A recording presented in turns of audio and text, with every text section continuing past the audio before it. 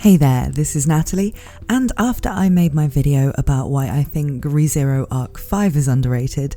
I started to think about the order I rate the arcs in, and the one which I personally put last, which is ReZero Arc 2. It's not that I don't like Arc 2, it's just definitely the one I give the least thought to, and I think that's a fairly common thing among fans of the series. So I wanted to make a video actually focusing on some of the stuff in this arc that is really good, as well as really important to the ReZero story, and the way that we and Subaru are introduced to a lot of the important concepts in the setting.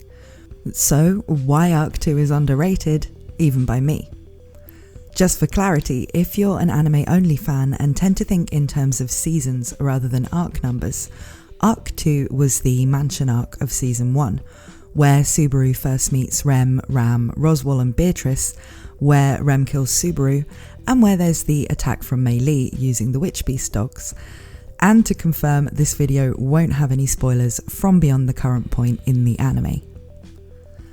Now, one interesting thing to know about ReZero Arc 2 before I get started on the 5 reasons I've picked as to why it's actually great,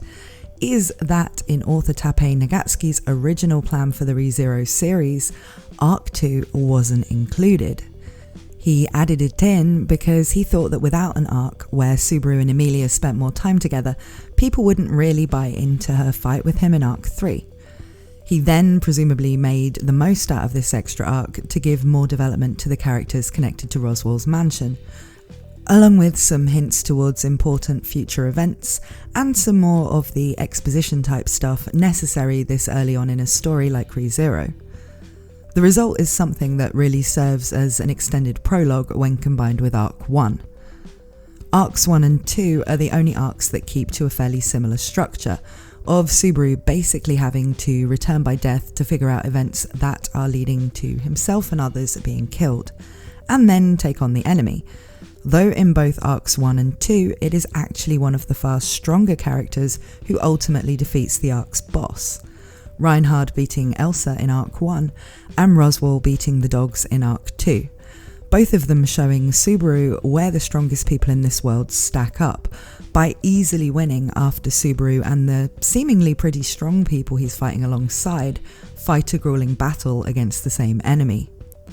In the anime then, these two arcs being similar in terms of their structure did lead to people thinking that there was a large and unexpected change in tone when the show got to the bigger and more complex Arc 3.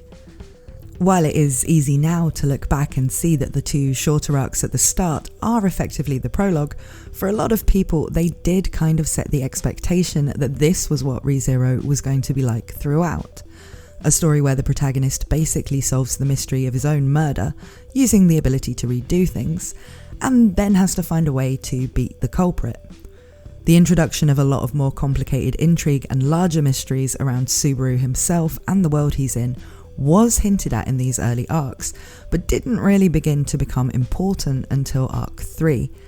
And then as we go forward into Arcs 4 and beyond, there isn't really any trace of that initial structure there, with each arc so far having a very different structure, focus and way of approaching even the ability of return by death itself. I think that's the main reason why Arc 2 kind of feels like the least memorable arc of the series. The stuff that comes later on is just so much more ambitious and bigger in scope, and it doesn't have the impact of being the first arc where we're first hit by the idea of return by death either. But with that context in mind, there are still so many things to appreciate in Arc 2, and here are just 5 of them. Even though the Witch Beasts and Mei Li are the real antagonists of the arc, when most people think back to it, the most memorable thing about Arc 2 was probably Rem killing Subaru. The introduction and fairly extensive exploration of Rem and Ram as characters is one of the biggest takeaways from Arc 2, giving us plenty of insight into their dynamic as twins, and even their backstory, something we don't learn for any of the other characters at the mansion until much later in Arc 4. While it was in Arc 3, as Rem's relationship with Subaru developed, that Rem became such an important character to both Subaru and to fans of the series. Without the insight we got into Rem and Ram in Arc 2, she would probably just have seemed like a fairly boring, tropey, devoted battle waifu type character of the type you normally find in any generic isekai. It's really the stuff in the mansion arc that lets us understand that she's a much better written character than that. Ram doesn't get as much screen time and development in Arc 3, and so did feel massively overshadowed by Rem in Season 1 as a whole, though she does have plenty of chances to shine in later arcs. But in Arc 2, we get a lot of really good Ram moments, particularly when she's teaching Subaru. The mansion arc, despite ramping up the intensity as it goes on, does use comedy in a higher volume than in later arcs. This is a good way to help the relationships Subaru's trying to make in this arc feel like they have some chemistry to them, and perhaps to provide some good contrast so the real descent into darkness in Arc 3 feels that bit more horrifying. There are some really gut-wrenching moments in Arc 2, such as Subaru's first suicide, or him trying to explain to Rem that he wasn't an enemy while she's ready to torture him to death. But there's also plenty of mansion-based shenanigans, and good use of the more funny side of characters like Roswaal, Puck, Beatrice and Ram, as well as plenty of jokes at Subaru's expense. Just like in Arc 1, there is still the veil there of a fairly light-hearted fantasy isekai show with quirky characters and a sometimes goofy protagonist, with that veil just getting lifted to reveal what kind of story this actually is a little bit more than in the first arc. Kinda like Roswaal, whose eccentricities and clown makeup could make him seem like he'd be a good laugh if it wasn't for the whole air of being completely sus. ReZero will let you have a good time laughing at the funny magic cat doing radio calisthenics and Subaru falling in manure, before turning out to actually want to show you episode 15. Once we get into Arc 3 and beyond, the balance of comedy to drama shifts to where it pretty much stays for the rest of the series so far, so this does give Arc 2 a feel that's quite unique in the story. Before we can get into the bigger mysteries going on in ReZero, we and Subaru have to understand what the situation he's in is on the surface level, and the fundamental differences between this world and our own. The mansion arc gives natural opportunities to explain just enough about things like the royal selection, the magic system in ReZero's world, and various aspects of world building like witch beasts, spirits, the Oni, the witch and the dragon, to make us and Subaru feel like we have enough to go on, while also raising a whole lot of questions about it all that make the series feel like it's going to be rich with interesting revelations later on. It also gives a chance for things that need to happen for Subaru to feel like his progress in this world is plausible for his character to be shown, like him learning to read the written language and establishing himself as someone at the mansion that the local people know and like. Before the idea of sins and virtues being a very important motif in this world is really introduced, given we only hear mentions of a witch of envy during the first two arcs, we actually see Subaru overcome one of the sins in his own character right here in Arc 2. As much as people focus on the pride Subaru demonstrates in Arc 3, perhaps partly because the introduction of Petal Juice brings the whole sins theme into the foreground,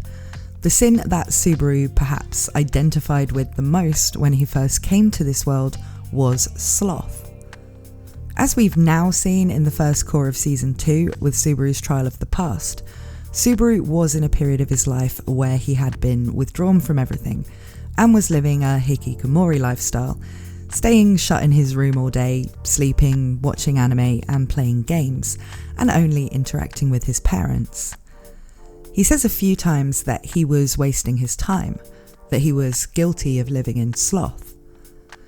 Now, in the mansion arc, he realises that it's possible for him to just ask to live in the mansion as a guest, rather than asking to work there as a butler, and that would, of course, be a much easier time for him. However, in the loop where he tries this, he quickly finds that it's really difficult to start to build a relationship with the people he wants to, that it's much more difficult for him to learn anything or make any progress. After this, we basically never see Subaru choose a slothful approach again. In fact, quite the opposite. where in Arc 3 we see him actively involving himself in things when he not only had the option to just stay at home, but was ordered to by Emilia. Arc 4 is the arc most ReZero fans who've read all of the 6 currently finished arcs choose as their favourite, or at least in their top 2. But where one of the best things about Arc 4 is that it starts to give us some really big revelations and pay off for things we've been curious about. It's really Arc 2 that made us curious about those things in the first place, and provided the bulk of that setup. With both Arcs 2 and 4 focusing on what can be called the Emilia camp, it was in Arc 2 that we were first introduced to characters who become extremely important in Arc 4, like Beatrice and Roswaal, and were shown hints that there were lots of interesting mysteries around them. Emilia and Puck also had plenty of screen time in Arc 2, but as with Roswaal and Beatrice, it tended to raise more questions about them than it answered.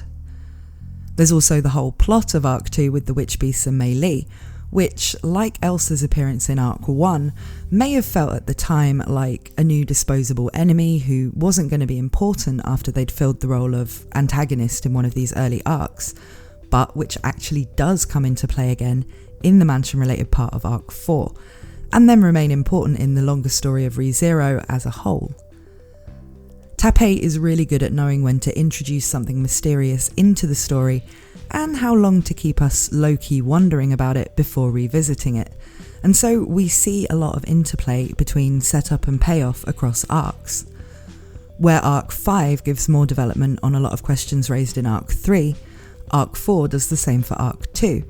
making for a rolling sense of continuity and the constant drip feeding of interesting and important revelations versus new things to wonder about throughout the arcs we have so far.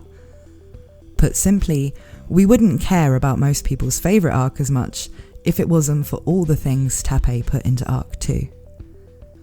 So, those are my 5 top reasons why Arc 2 of ReZero is underrated. Let me know your own thoughts on this arc in the comments, and as always, please give this video a like if you enjoyed it, and please consider subscribing for more ReZero content. I have promised that if I get to 2,000 subscribers by Christmas, which is a goal I would really love to reach, I will reveal my cats. There are 2 of them and they are really cute, so you won't regret helping me make that happen. Thank you for watching, and I hope to see you again very soon.